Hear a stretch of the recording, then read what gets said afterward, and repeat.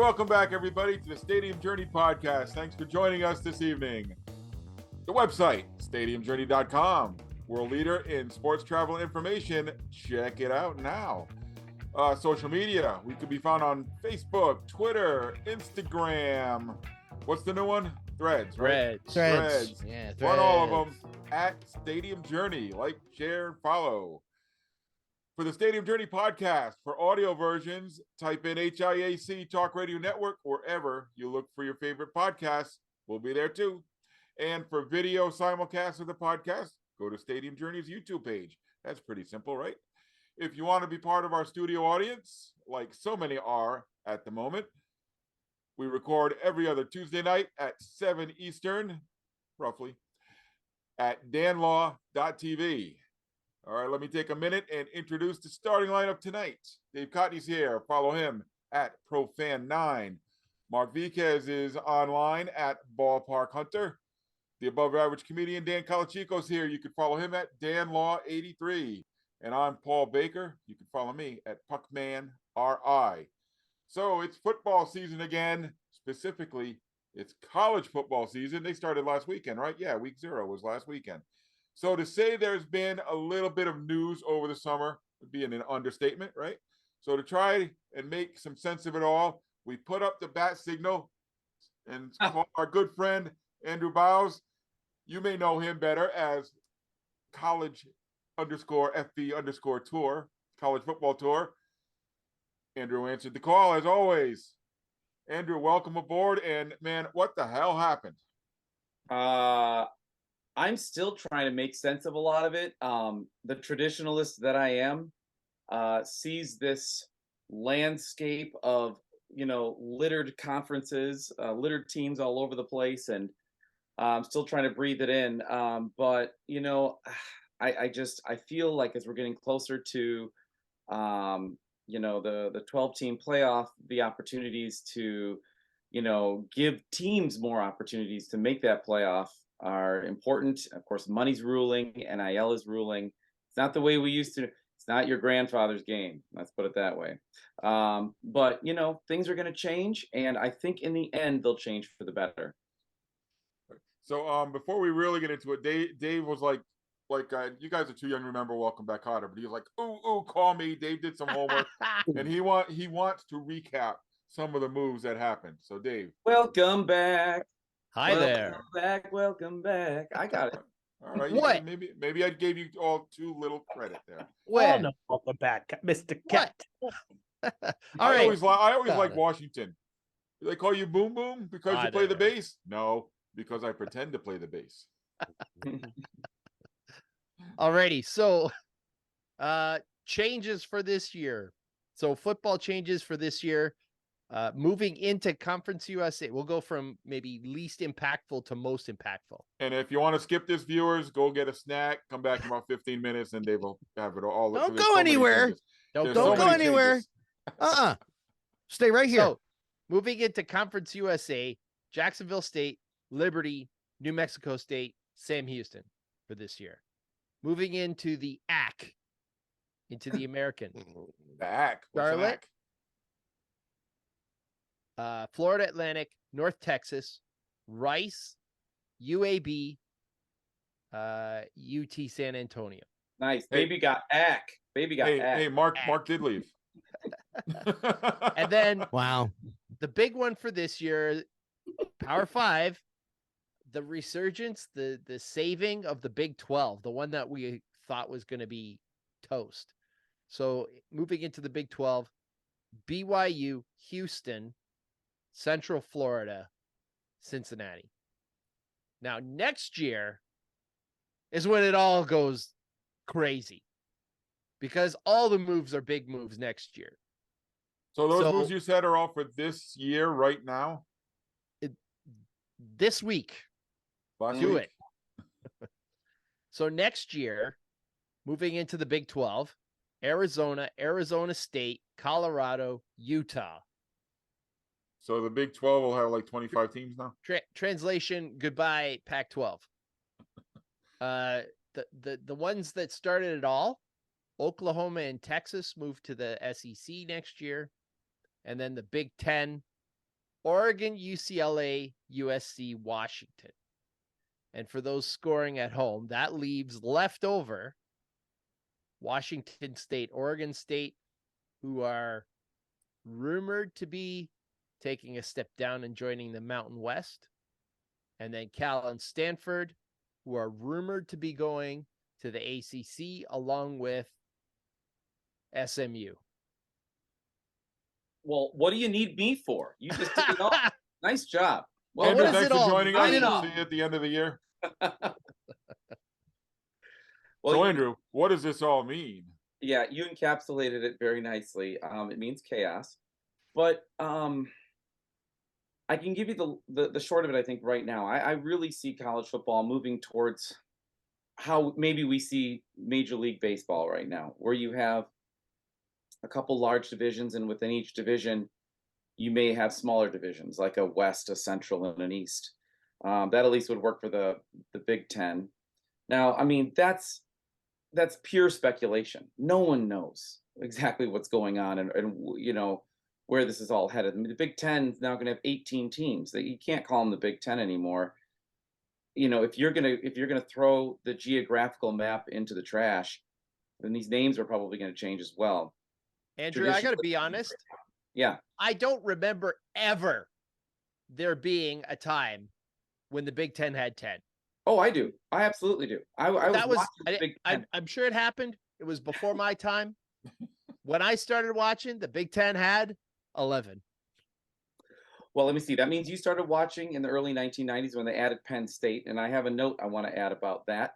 I'll get back to that, but it was in the early 50s when the Big Ten became the Big Ten. Actually, I shouldn't say that exactly. Chicago left. Michigan State took over the conference, back into the conference, bring it to 10. The University of Chicago was in the Big Ten.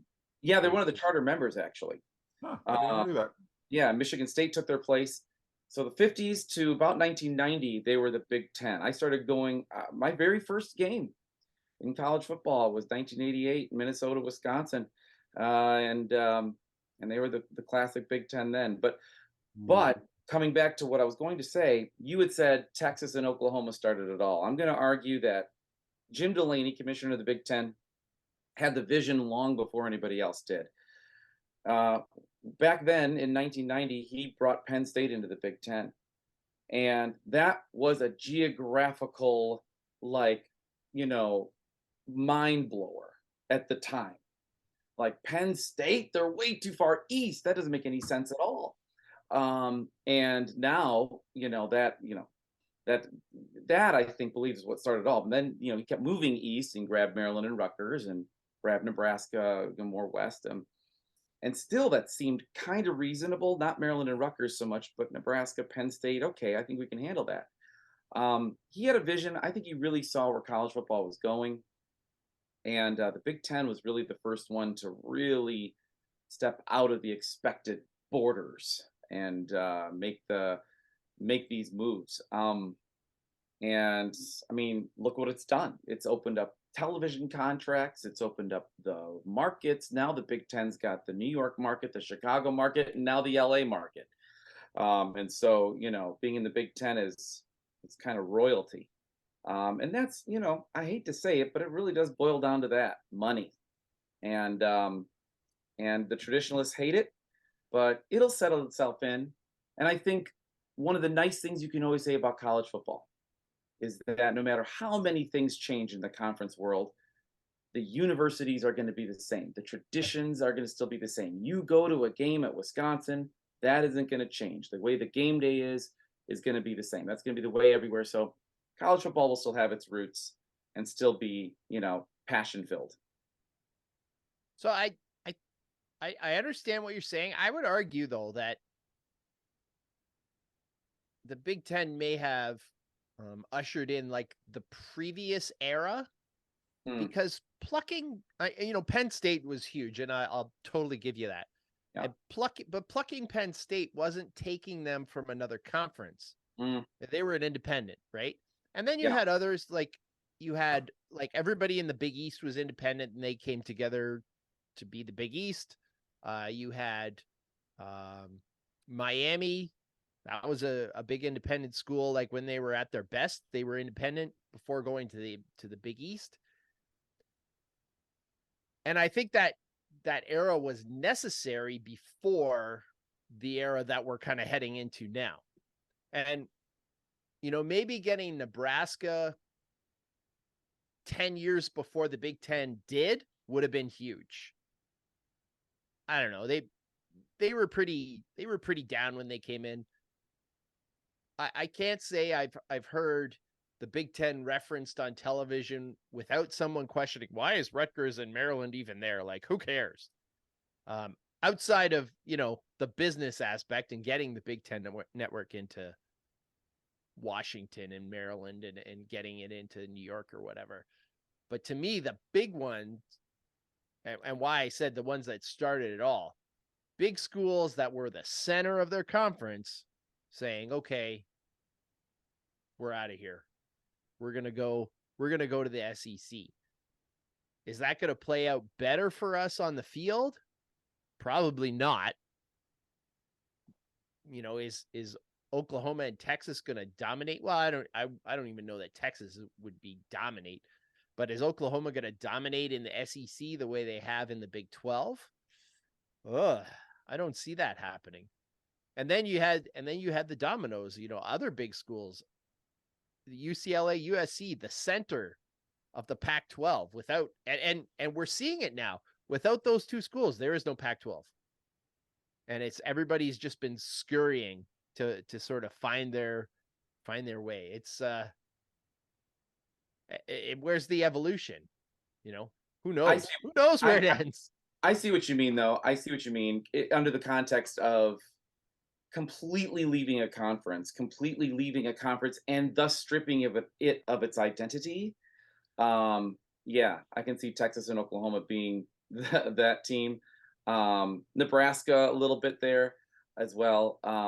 But yeah, that is the part that is unsettling to so many that I guess those who are like, what's going to happen to the Rose Bowl? Well, the Rose Bowl's already been kind of damaged about 20 years ago. So, that doesn't really going to change. I mean, it's going to change. There's so many things that you can't keep up with. I think for me, it's just the lightning speed of it all. I think that they're just seeing I really see they're seeing this 12-team playoff come about, and what can we do to enhance our standing in that? And then again, money. So, but the speed is it's breakneck, and that's what's startling. It seems like there's like a cup of water on the deck and the rats are all scurrying around because they think there's going to be a tidal wave. Well, and if, then we come back to Maryland and Rutgers. Good for them for having the foresight. Now, look, I mean, they're looking great right now. If they hadn't made the decision they made, joining the Big Ten when they did, they'd be left out. Or could be left out. One question I have about all of this, because it's clearly, I mean, it's the money's the driving force behind all of this, and not just money's TV money. Yeah. And still, I think we're still at the point where, pro sports, where they say pro sports is the last DVR proof program there is out there, right? Where you're not recording. Well, I'm sure there are a few hardcores that are going to record the show or the game and watch it later or whatever, but most people don't. You're watching it live. Yeah, yeah, those non-hardcore people like Andrew, right? But I guess the question that I have is does television survive this? Right? The amount of money that they're putting out there, and cable systems are coming away. Like the cable is falling. There seems to be always like these articles about how Apple is ready to pluck ESPN because they're not doing well, and it's going to streaming, and having to program something like a TV network, is that, are we going to see that 10 years down the road? Who knows? Or are like, can these networks make this kind of money back by sinking all of it into college football? And college football is just an example. It could be anything, baseball, basketball, whatever. But college football now seems to, the dollars that they're talking about seem to be heading up towards that. Not quite, not there yet, but up to that NFL kind of level. Well, and that's where, you're playing the stock market. This is what you want to invest in. There's so many, the NIL, the transfer portal. These are huge changes that are making the game just that much more interesting and that much more flexible, so that the Alabamas of the world don't dominate. I would definitely see more teams. I would definitely say that the dynasties are going, you would hope with this NIL and the transfer portal in particular, that dynasties won't dominate. And with that, you have so many more schools with a shot. Also, the 12-team playoff coming up. All these things that are headed out in the future, will make it interesting for television to push forward, and the college fan bases are going to continue to grow as the talent and the ability levels of all these teams spread. So do you think that it's really going to spread, or do you think we're going to have like a March Madness kind of situation where we're going to placate people and make people think that everything's, on a more even scale, and then at the end it's going to be Alabama and Georgia playing in the final anyway? Well, I can't tell. I mean, I'm not trying to sit here trying to make it sound like I know what's going to happen. I'm just thinking about what maybe people are thinking. I mean, I personally hope it doesn't grow past 12, and get too out of control. I think 12 is a good number. What I do see the potential of is that you have your Power 5 conferences and your Group of 5 conferences right now, although that's going to also shift. But I see the potential of maybe there being a split there and having two different champions, another division somewhere, because how can a Jacksonville State that just joined the FBS ever, hope to be on the same playing field as an Alabama in the future anytime soon? I wish them the best. I do. Go Gamecocks. But I don't see the playing field being level. So I think that's another huge part of this shift, this rapid shift of all these teams and conferences, and it's starting to break itself already. How do you get UCLA, USC, Oregon, and Washington to leave to go to the Big 12, so Big 10, and then the other Colorado, Arizona State, and Utah leaving for the Big 12? You basically kind of left teams. Washington State, Stanford, Cal, and Oregon State are scrambling. It's already kind of naturally breaking itself. Now, I'm not saying that the teams that are left behind in the Pac-12 don't have a shot at being a part of something big. They're still huge schools, but there's a reason why these teams got picked up by these larger conferences, and so there's already a natural break. Will that break happen down the road? I've heard a lot of people talk about that as being a solution to leveling the playing field a little bit. And, it seems reasonable. So I heard some interesting stuff in the last few days about SMU, which is why I'm wearing my hat today.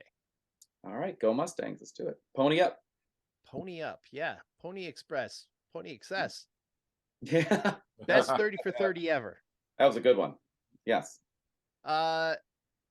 So if we are to believe rumors, and who knows, SMU is willing to join the ACC for no TV money. Of course, this offers a ton of questions. Yeah. If you haven't watched, pardon the interruption today, check it out.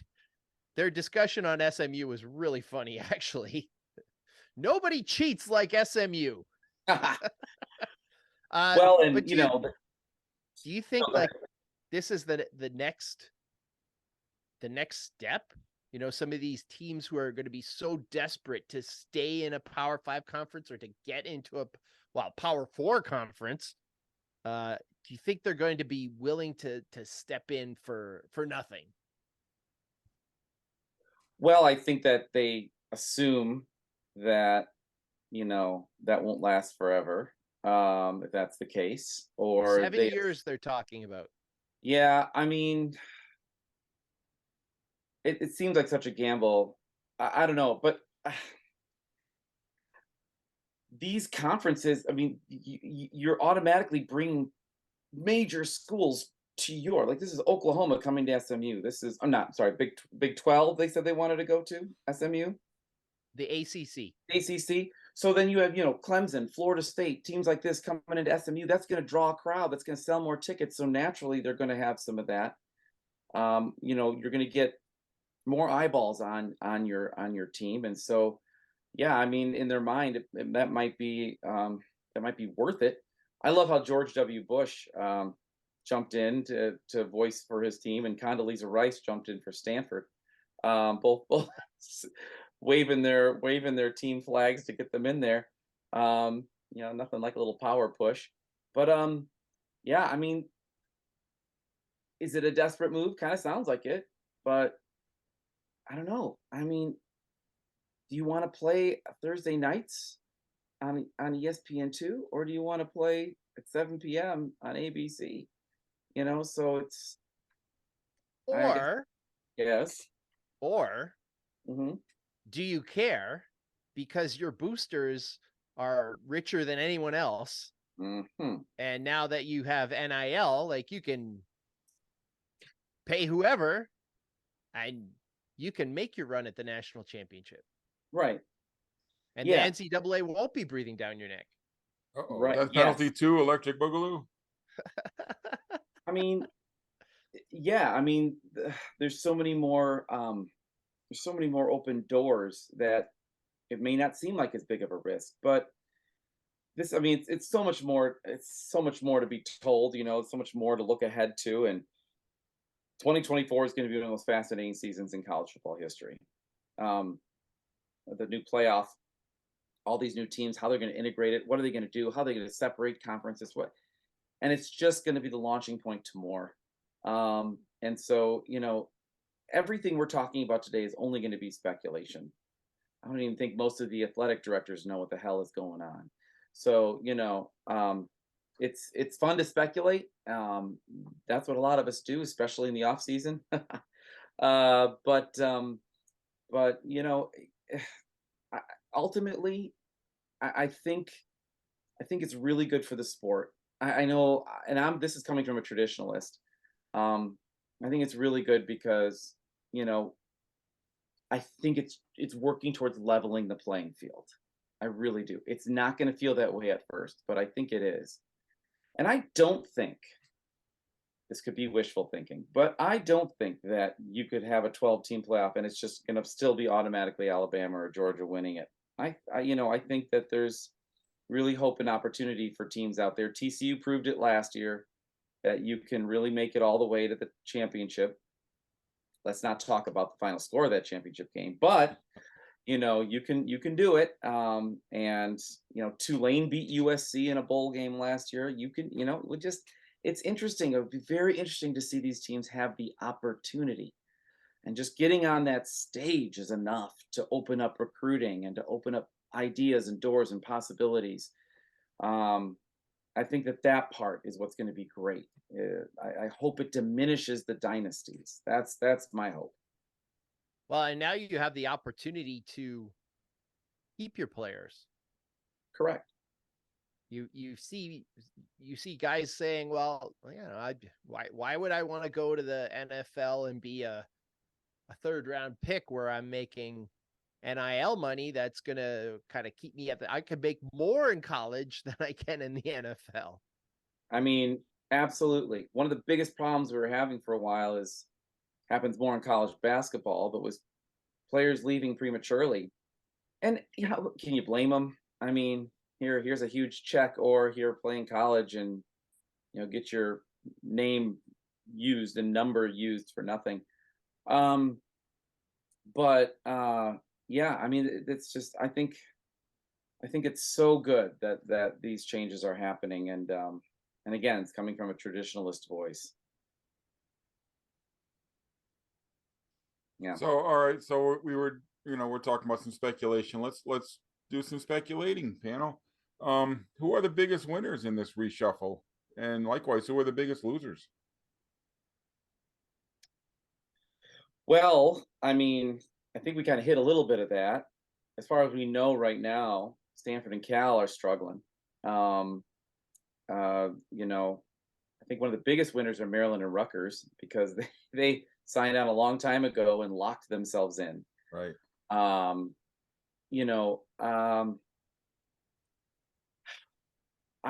wonder about teams like who have great stadiums and great potential, who could potentially move up. A Boise State, a San Diego State. Those teams feel to me like they could be winners coming up. Appalachian State is another good example. These are teams that have really made noise and could be the next in a big part. As these conferences begin to grow and expand, who's next? The App States, the Boise States, the San Diego States are some that really come to mind of teams that have really been strong over the years. Already UCF and Cincinnati have proved that to be true. Now they've joined the Big 12. So who's next? Right. There's a void to be filled, right? Correct. And I think that those teams have some hope, and it's funny because I was at the Hawaii Vanderbilt game. I saw a guy wearing a t-shirt, a Hawaii guy wearing a t-shirt that just said, "Hey, Pac-12, we're waiting on our invite." And so, it's funny to me because here's a diminishing conference and you have teams like Hawaii being like, "Hey, we're here." It's so funny, the dynamics and how it all goes. Yeah, the Mountain West, could they be like ready to, all right, we're going to be the big conference out West now? I would like that. I'll tell you, I think that would be great. I hope that happens. And maybe they can be part of this big change, and it'll give these teams, these smaller teams, the Boise States, the San Diego States, I keep saying those two teams over and over, but you know what I mean, give them an opportunity to grow and be a part of the big boys game. But right now, I think winners and losers, that's going to change year to year. And we'll continue to see that. But in this year, right now, in this moment, I feel like Stanford and Cal, Washington State and Oregon State are your biggest losers. It feels like they got really snubbed hard. You big part of a big conference, and they're the ones that got left behind. And winners are obviously, to me, the UCF, Cincinnati's, BYU. BYU was smart to go independent a while back. I said, man, they are stepping away from the fray, and they're going to wait till things settle down. And once it did, they got picked up, as opposed to signing really fast. They waited until things were moving. And then Houston, of course, also joining the Big 12. So, but that says something. Those 4 teams joining the Big 12, man, that says something. I first went to a Cincinnati game in 1999 when that stadium and I would have never imagined them being on the stage they are now. That stadium was, I'm not saying falling apart, but it wasn't pretty. And the team, almost looked like they were wearing practice jerseys on game day. And here they are, a quarter of a century later in one of the most major conferences and just coming off a college football playoff run. It's unbelievable. Yeah, I think the big losers are clearly Oregon State and Washington State. And not just they're going to go from a big conference to a smaller conference. They're going to go from big conference money to small conference money, right? They're going to have to start making some tough choices. whoever you might know, Andrew, whoever the commissioner of the Pac-12 is, that dude's the biggest loser of them all, because his job has just pretty much been eliminated, right? And Yeah. who would have thunk when Oklahoma and Texas announced their move, we're going to move to the SEC. Who would have thought that the Big 12 was going to end up being one of the Power Four and not the Pac-12? Yeah, no one. Yeah, and the commissioner of the Big 12, you have to give that guy credit, because he pounded the pavement and brought in, Cincinnati they're a good team, decent market, small stadium. BYU is vastly underrated as a money school. Houston as a market is a great market, right? Orlando is a good market. He went after some big spots, as opposed to, Lubbock, Texas, or whatever. I think the Big 12 they're probably the other ones that are the big winners out of this. Waco and Ames, Iowa, and Kansas, right? Like, now you're adding the biggest market outside of those in the old Big 12 would have been Texas, would have been Austin. You have a lot of big schools in small markets. Now they got some maybe not so huge schools, but they got some big markets coming in. Yeah, I think so first of all, Brett Yormark is the name of the Big 12 commissioner, and I think he did have one great thing on his side. He had geography, because you're central, and so traveling is a little easier. So it's not like UCLA. What did they say? Oh, the funniest things that came out of the Big 10 expansion is where they talk about the biggest losers are the equipment truck drivers, because going from LA to Piscataway, New Jersey is going to be a nightmare. So there's that. Big 12 doesn't have to really worry about that. Geography is kind of moot for them. Going from Orlando to Waco isn't a big deal. Going from LA to Piscataway, kind of a big deal. So that's helpful. But even just history of the Pac-12, let's look at some of those teams. Arizona and Cal, as long as they've been in it, have never been to the Rose Bowl. Sorry, Cal has been. Apologies. Arizona hasn't, but Cal hadn't been for decades. And so Oregon State for decades. And so there's a lot of teams that was dominated by UCLA, USC, and so there was not a lot of disparity. It feels like it was ripe to fall apart, but you're right. The Pac-12 commissioner he's got a lot to work with, and hopefully they can find a way to merge and keep some of it alive. And Washington State and Oregon State are probably bigger losers in this than Stanford and Cal. Stanford and Cal do have some academic prowess that helps them to navigate a little bit and move to other conferences. They have that in their back pocket that will help them to be more attractive. And Stanford and Cal both bring bigger markets with them. Correct. You got the San Fran market for sure. That's a big deal.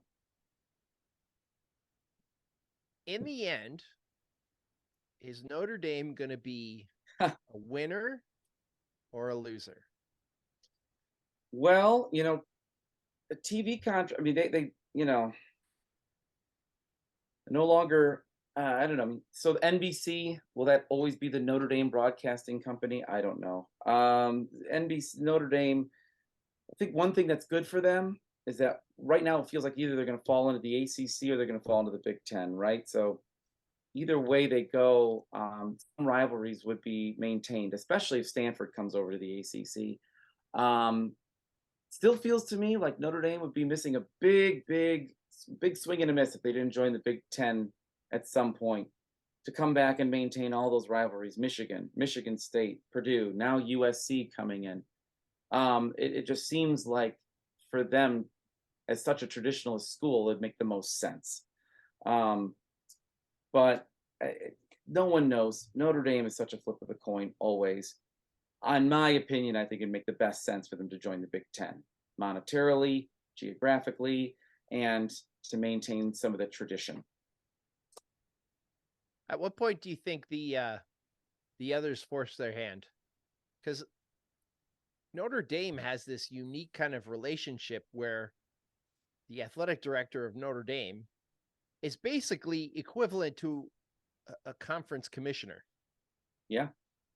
In the BCS days, it was, all the conference commissioners plus Notre Dame. Right. Army and Navy never had that. BYU never had that. At what point do the other commissioners say, you know what? Enough's enough. We're gonna vote Notre Dame out. They're not gonna have these same powers that they once did. And then essentially it's gonna force their hand. Well, in the spirit of leveling the playing field, like I've been talking about, it kind of feels inevitable that, Notre Dame's going to have to really make a choice. And whether it's an ultimatum type of choice or what, I don't know. But, somebody's going to want Notre Dame. Let's be serious, of course. But, eventually the sport's going to grow away from them if they don't join it. It's going to be a boat that leaves the dock. And they'll hop on board. They will. But they have some power, too. They have some power of choice themselves because they bring in a national market. They really, really do. No matter where you are in the country, there are Notre Dame fans. So they'll still have some power of choice, but it does really feel like they will be forced into a choice at some point too. It's like that aging parent who, at some point you got to put them in assisted living, but you want to be able to make that choice for them before the choice is made for them, and they have to wind up, they get sick and fall, and then the choice is made for them. I think Notre Dame will find the right moment to jump on before the choice is made for them. I would hope they do. That was a really strange analogy. Sorry about that. So this is all about football. How do you think this plays out for the rest of the athletic departments? So you're talking the whole time, Dave, and then you stole my question. Well, you guys are just sitting there. I was waiting for the football discussion to peter out, and then I was going to come in with that question. But go ahead. That's an excellent question. So Paul's got a question he wants to ask. Too late. Paul, go ahead. I'd like you to rephrase the question a little bit. Give it your own spin. All right, Andrew, you talked a minute ago about the equipment managers in that long trip from, say, Los Angeles to New Jersey. I mean, that's all well and good for a big sport like football, but what's that going to mean to all the other sports at these schools? What's it going to mean to a field hockey team, or to a softball team, or to a fencing team? That's why I feel at some point it's going to have to move to I feel like it would move into some sort of regional within the larger system, like a MLB kind of thing, where you're ensuring that a lot of these teams are going to play all the West Coast teams. So like Oregon, Washington, UCLA, and USC will always play each other, so that traveling is a little bit more reasonable. That's the number one thing that comes to my mind, is just really, going over the scheduling with a fine-tooth comb and ensuring that the travel dollars don't, exceed budgets. But football rules. and it's unfortunate, but a lot of these other teams are either football is going to have one conference, and sort of like Notre Dame is, like they're in the ACC in basketball, but they're independent in football. There might be some of that going on, but I see it either as that or as really being careful and thoughtful about the scheduling, because it's going to be football first, and then everybody else kind of, let's figure it out.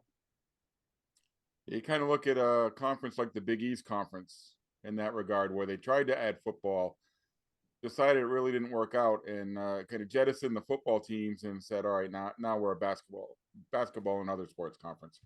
Right. Right. And that too could be part of where that eventual, in my mind, that potential split of the Group of Five and Power Five could occur, and that would, limit the amount of teams that you're running around to catch up with. I mean,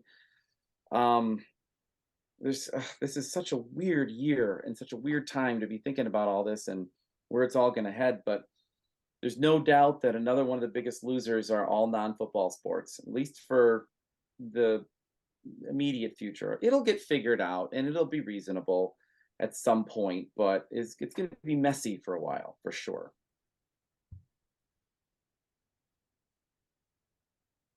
All right. How about Florida State?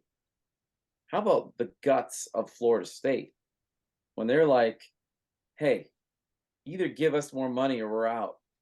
I mean, I don't know if you heard about that, but they're looking around and no one's grabbing them yet.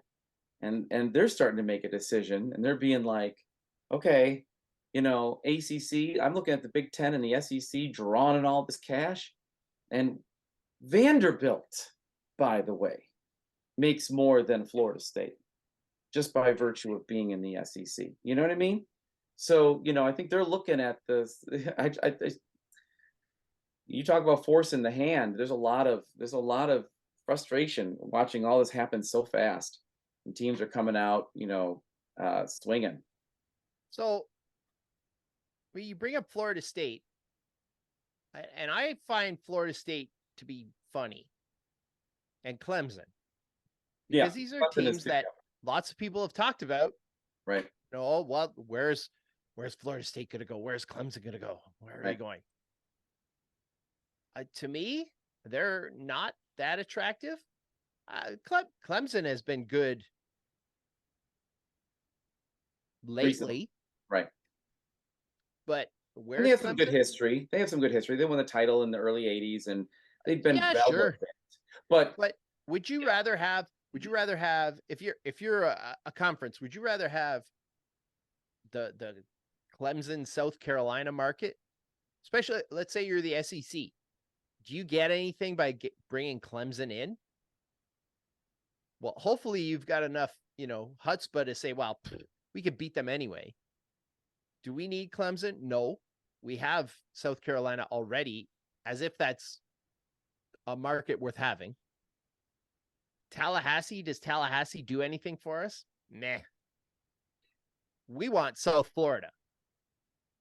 To me, the most attractive team, the attractive teams in the ACC are Miami, yep, and Pittsburgh, and Boston College. Those are the attractive. They're not the greatest in football, but I'd rather have those teams.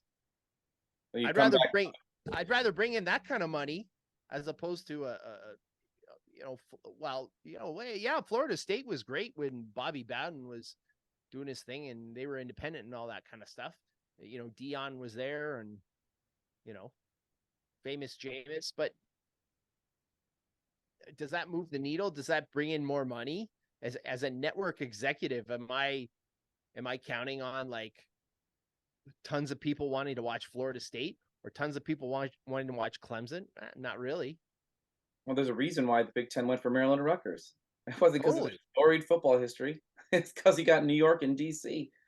I'm not slamming them. I mean, they're. I'm happy to have them in the Big Ten. Truly, I mean, but yeah, no, I hear your point. It's Tallahassee and Clemson are off the beaten path. Been to both of those stadiums, lovely as they are, fervent fans as they bring. There's a significant radius of nothingness around that. So, I mean, storied programs, but I hear you.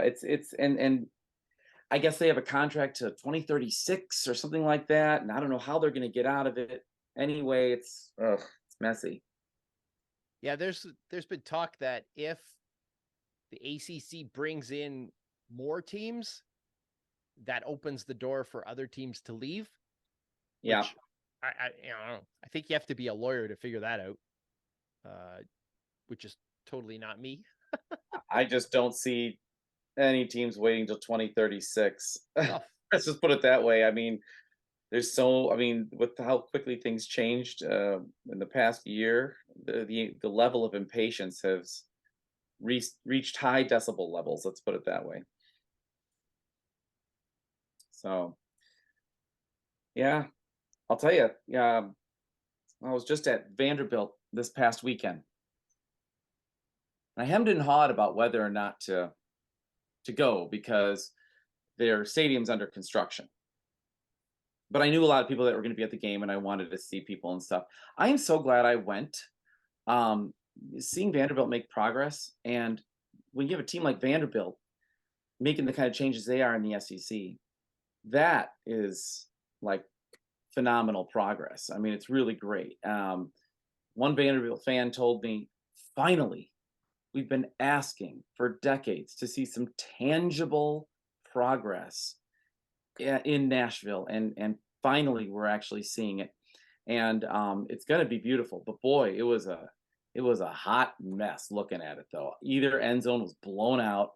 There were construction workers sitting on dirt berms watching the game. The scoreboard was hung from two cranes, like a Taylor Swift concert or something, and it was an absolute mess. The steps, the makeshift metal steps that they made to get from one side of the stadium to the other were so wobbly and rickety. There were lawsuits all over that. It was an absolute mess. But all that they're doing in that school, it's really cool to see that kind of progress. That is what getting into a place like the SEC will do for you. It can launch you. Even Vanderbilt will stay there because of the money they're getting. They can do this. It's going to be exciting for them. Really glad I went. Love to go back again. Great stadium, First Bank Stadium. We are, in fact, the Stadium Journey podcast. We have to talk about at least one stadium here, y'all. Well, you know what, Andrew? Once we were done with the realignment, we were going to segue into that for you, but looks like I felt the segue coming, so I just thought I'd do it for you. You hit the nail on the head. You hit the next big get for one of these conferences. Taylor Swift. She's going to bring in the money. Ain't that the truth? She's got 3 concerts in Indianapolis, and people are calling radio stations to win them because they can't get them. So you'd need about 3 or 4 Vanderbilt stadiums to fill her concerts. So, or are you recommending not go to Vanderbilt until construction's done? Or I would say wait. I'm glad as I like seeing progress. I like that, and I'd gone to Vanderbilt 15 years ago, saw Tim Tebow play there and torch him. But torching teams. Yeah. But it was fascinating to see. I've never really been at a stadium under such heavy construction while the game was going on, and it was it was interesting how they were trying to navigate everybody and get everybody in the right. They walked us through the basketball stadium to get into the football stadium because they're connected and it's safe. It's a way to avoid the construction. It was just something else. A lot of fans or low turnout based on the construction. It was disappointing. Still, I was disappointed with the turnout. They're hoping that this will amp turnout. It's Nashville. There's a million things to do in Nashville. And like Northwestern too. Game. Renovate their stadium. Northwestern has the same issue. There's 1,000 things to do in Chicago than to go to Northwestern, but they're both doing the right thing. They're both Northwestern and Vanderbilt are taking the same blueprint, and that is, they're tearing down their 100-year-old stadiums, which traditionalists makes me sad. But going forward, they're building stadiums that are going to be around 35 to 40,000. They're living within their means. They're not trying to build 80,000 seat stadiums that will get half filled. They're going to have a high-tech, high amenity stadium that seats 35, 40,000. And let me tell you something, 35 and 40,000 can sound just as loud as 80,000. It really can. And you can charge more. And you charge more. especially if you have these luxury suites that are going to be coming in Right. both these stadiums. They're going to be incredible. So they're doing it right, and you live within your identity. You don't try to be the Alabama. You do what you can, and you move forward, and that's how you stay on the same playing field, is you stick to your identity and not try to be somebody else. Yeah, well, you make it an option. Like in Northwestern Chicago or down in Vanderbilt, you may not have money to go to an NFL game, or you may not want to spend get season tickets. You get season tickets here, and you're like, hey, for what they're giving me for the new stadium, Right? in perks, it's worth coming here because you are watching good football most of the time. Well, yeah, no, but you're right. Like Vanderbilt, you're going to see Alabama and Georgia come in, and Florida and Tennessee, and Northwestern. You see Ohio State, Michigan, Penn State, Wisconsin. So you're going to always have these powerful teams coming through. Notice how I always sneak Wisconsin in there. You can see these powerful teams coming through all the time. So they know that they're going to, they know they're going to be just fine. So, Andrew, we would be remiss, and you're advertising it a little bit with your T-shirt there. For our listeners who are not familiar with you through your, about 10 appearances now on the podcast, you're on a quest to try to visit every FBS football stadium in the nation. So how goes the battle there? Oh, well, I hit a great milestone last year. I hit stadium number 100 on my journey, and there are a few others out there doing the same thing. Some that have finished, and they're incredible. Some of these guys have been out there who've done this, have done it at such incredible speeds. It's amazing. My teaching gig kind of slows me down a little bit. So I'm at 100, and my goal is to really thoroughly experience game day. So I really want to show you around. So I stay pretty much Friday through Sunday when I go to a place. And I am taking in the traditions, the cultures, everything that makes a college game day special at whatever location I'm going to. Go out to the restaurants or whatever as best I can. And I document it on my website, collegefootballtour.com. And then where I really am, pushing more things out, Twitter is at college_FB_tour. Have a lot of good material there, and really boosting my Instagram and YouTube, of which you can just find by searching College Football Tour. It's on those places where you'll be able to see a lot of the video stuff that I do. I really want to give you a sense of what it's like to be there on game day. So I walk you through campus. I show you the traditions. I bring you there firsthand, to really get a sense of what it'd be like to be sitting in that stadium or sitting in that tailgate lot or whatever it may be. And that's what I do. And so yes, thank you very much. So it's a fun journey. And I'll be honest with you, I'm so glad that it's been doing it for almost 20 years now. I'm so glad that I'm taking my time with it, because it's really gotten me the opportunity to meet so many wonderful people, and everybody's so willing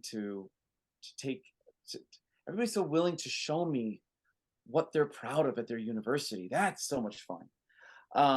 And being a part of these stadiums, that some venerable stadiums that have just been around forever, and the new ones that are coming up. It's so exciting to see these teams changing, and I love to document it all on my journey. And so 100 is where I'm at right now, and there's 134 as of next year in 2024. They keep extending my finish line. When I started, moving those goalposts on you. Yeah. But that's okay. I mean, it's okay / not okay. I do want to finish it at some point here, but it's an absolute blast. And new ones this year that you're heading to? Yeah, so new ones this year. I got 16 cities that I'm going to, 8 new stadiums. A lot of revisits. Like I've just revisited Vanderbilt. I'll be revisiting Appalachian State, Missouri, and Kansas State. New ones will be Kansas, who's also renovating their stadium sooner than later. I will be going to Coastal Carolina, Virginia, Old Dominion, Army, which I'm very excited about. I know Dave has I know you have a little bit. When are you heading out to Army? You'll have to let me know, Andrew. Okay, good. I will absolutely. It'll be October 7 for the Boston College game. So that'll be that should be probably the biggest game on the schedule this year. It's a long weekend, so we're gonna spend some time in New York City as well. And going to Charlotte, James Madison, and Stanford. So those are the new ones this year. Gonna catch that Notre Dame at Stanford game at the end of the year. Fun. Do you have one set aside for number 134, or is it's going to work out the way it works out? I do have one set aside in my mind because I have a lot of friends. I'm so fortunate to bring so many friends with me on this journey, and so many jump on. Brought some friends with me to Nashville this weekend for Vanderbilt, and a lot of them are saying, "I want to be there for your last one." Well, I don't want my last one to be in kind of a town then that doesn't have very much to do. So I've earmarked San Antonio, UTSA, because I feel it's central to the country. People can fly there from wherever. It's a destination kind of city. They play in a dome, so I won't have to worry about weather messing up my last game. I've really thought this out. I have many more reasons as well. They're a great fan base. So I feel like that would be a good one. That's kind of been in my mind. I don't want to get UTSA fans excited down in that Alamo Dome, but it can be gone or heavily renovated by the time. Maybe it'd be an open stadium by the time. Oh, man, I gotta finish this thing. like a big umbrella over it. Well, when you finish it, there could be new ones anyway. I can't realistically make any plans. I made plans to go to Vanderbilt this past weekend, like 2 years ago. I made that plan, as Hawaii was playing there. I made some friends when we were at the Hawaii game a few years ago. I'm like, hey, I'll come and see you at Vanderbilt, and then they tear up their stadium. Well, I'm not going to change my mind. I'm going to keep going forward. So Yeah, then you go back 10 years from now and talk about the green cranes with the swinging scoreboard, which I just looked that up. That's insane. Looked like it was going to fall over. I know. You had to walk under it to get to the other side of the stadium, and there was a moment when there was a weather delay, and the winds were picking up, and that thing was swaying. So yeah, I'd be very happy to tell that story whenever I return to First Bank Stadium and see it's all its glory. I'm really glad I went, man. I was thinking like, oh, this is gonna kind of suck, but it didn't at all. It was great. It was cool to see. Do you have any interest in going back to a place that's going to be in a new conference? Yeah, there are a lot of places that I want to just revisit anyway because we loved them, so much. I really want to go back to Colorado. The stadium hasn't changed a ton. But I really want to go back. Want to go back while Dion's there. You better go this year. I know. I know. Like, who knows? He'll be gone. He'll be gone next year. I guess. Oh man, I have a lot of thoughts in my mind about that. But Colorado's definitely one. I want to go back to Cal. But yeah, here's the thing. There are some places I have to go to Oregon yet, and by the time I get there, they'll be in the Big Ten. So, that is the weirdest thing for me to say. By the way, God. Getting all prepped. You got your Nike hat and everything ready. Oh yeah, hey, yeah, right there. But no, not necessarily because they're in a new conference. The only reason why I'd be interested in going back to another stadium would be because I really loved my experience and I want to experience it again. Or they've like ridiculously updated their stadium or completely leveled it in something new. Like, when I went to San Diego State and I went to the dilapidated Qualcomm Stadium, now they have this gorgeous Snapdragon Stadium. I'm definitely going back. And, San Diego is one of my favorite towns. We have like tons of friends there that we hang out with all the time. So I'm going to get there eventually. But those would be my main reasons for sure. I don't have any more road trip questions. What the hell happened to me? Well, a lot of these road trips, how many are you flying to this year? Well, I'll tell you, like I flew a lot last year. I wanted to keep things a little bit more local. When I was buying these tickets, plane tickets were expensive, and I needed to kind of reel it in a little. So you'll notice my schedule, when you hear things like I'm gonna be spending a lot of my time in Kansas and Virginia. So I'm based out of Chicago. So I'll be spending a lot of time in Kansas and in Virginia and places that are kind of like hour and a half flights, like Nashville, you know what I mean? So it's not so much that I'm still flying a lot, I guess, but it's shorter flights. And there's a few places I am going to that are drives. Like I'm driving to Missouri. That's only 6 hours from Chicago, so it's not bad at all. Um, but I had to rein in a little bit. And then Stanford is my long one this year. I had a lot of long trips last year, but Stanford's my longer one, and I pretty much bought it on points after I bought all the others. So you always fly the same airline. I'm leaning more towards two airlines more consistently now. Yes. Yeah. Yeah, I got back from Seattle on Alaskan Airlines. Loved it. So Yeah. Alaska's a great airline. Yeah. yeah, I'm gonna look into them a little more often. Alaska Airlines, feel free to endorse college football tour. Yeah. More than welcome to. Whenever I need to the West Coast. Thank you. We love the service, and it was a lot better than I thought. They were on time. That's what I liked. I mean, it's sad that's the issue. Yes. These, my God. Yeah. But yeah, no, it's always creating this schedule. It's a lot of fun. Because it's like, okay, what town can I get to? What friend can I stay with, or who can jump? That kind of stuff is fun. I try not to overwhelm myself. So, like, I went to Nashville last week, but I'm going to go to Madison this week, so it's close to home. But then Kansas the next week, but then kind of staying close to home again the week after. So I alternate it. But a lot of it depends on television too. So, like, I have a triple header. Coastal Carolina happens to be playing on a Thursday. Virginia's playing on a Friday. Old Dominion's playing on a Saturday. Hell yeah, I'm hitting all three of those. Yeah. I'm not I gonna go love out there that. and I love when hit that one. works out. Right. Like once the television schedules, I can speak for all of us who are doing this tour. Once those television schedules come out, it's funny. We all start jibber jabbing with each other. Like, oh, did you see this? This time came out. This time came out. Where are you gonna go? How are you gonna couple this one with this one? And so that's when it really starts to launch off. A lot of that starts coming out around March or April, and our hair is on fire. We all have the same sickness, my friend. We all. Yeah, I know. Well, like with me, with minor league and summer collegiate, if I can get a game on a Tuesday night and there's a camp day Wednesday morning, and then there's a game that night, that's 3 games in 2 nights for me. That's a jackpot. It really is.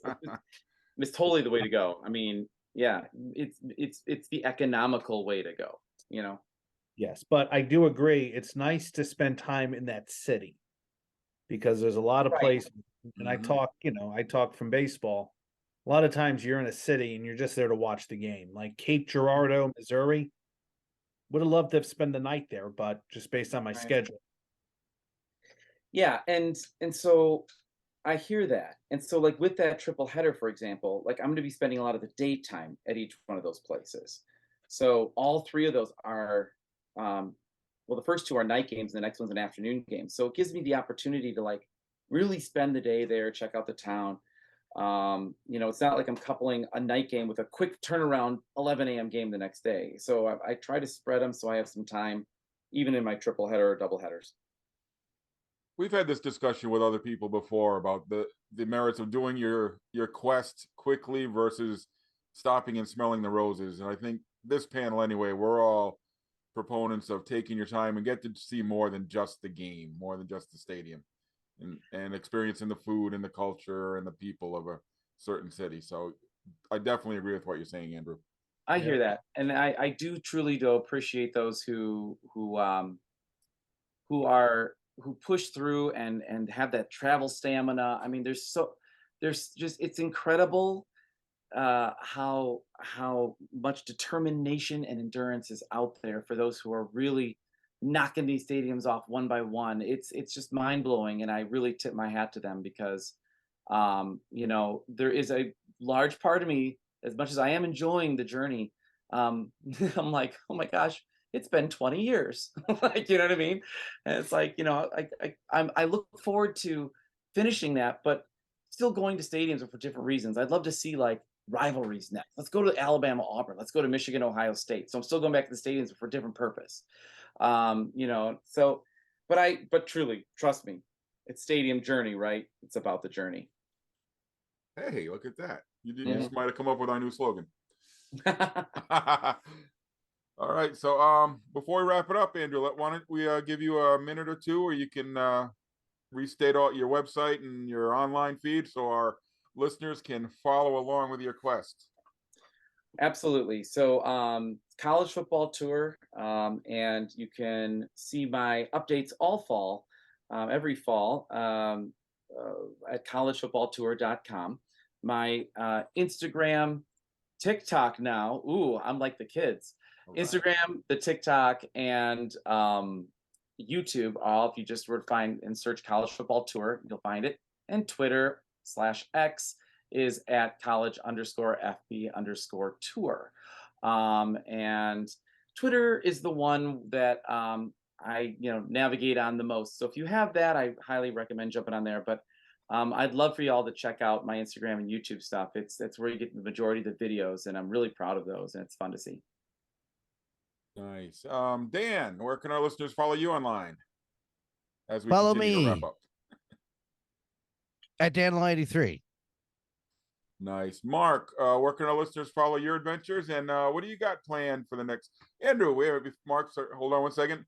I didn't ask you if you got anything planned for the next few weeks, Andrew. So we'll let you be like Mark. everybody else. And Mark. Man, Yeah. Dan, Drew, Mark.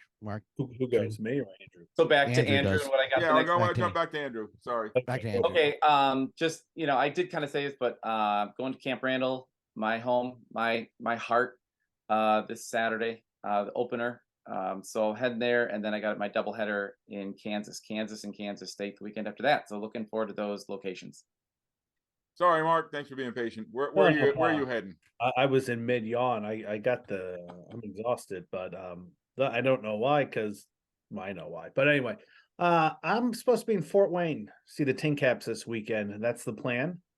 And I am looking to college football right now. So UC is on my list as a potential game within the next 2 weeks. So is Louisville. So check that out. And then also Louisville City. I'm trying to work it out where I can go the Cardinals and then a Lou City football game at night.